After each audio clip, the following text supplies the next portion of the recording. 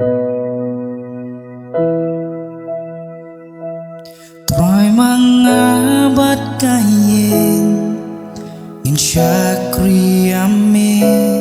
lagi tingin ra mane ngim tre ban mane yaki way pat ki blay ngin yamane yu blay ka Israel troy mangabat kayen in syakri ame lagi tingin ra mane ngim tre ban mane yaki way pat ki blay ngin yamane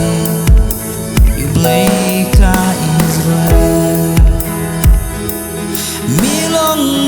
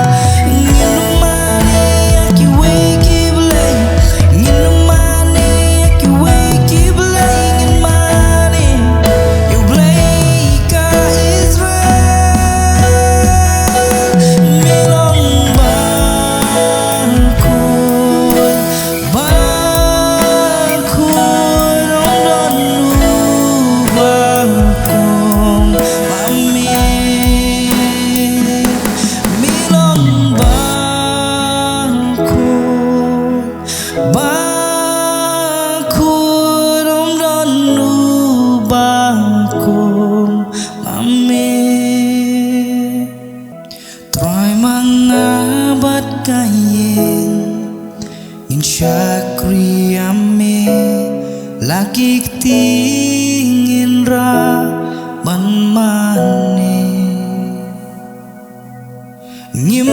tre ban mane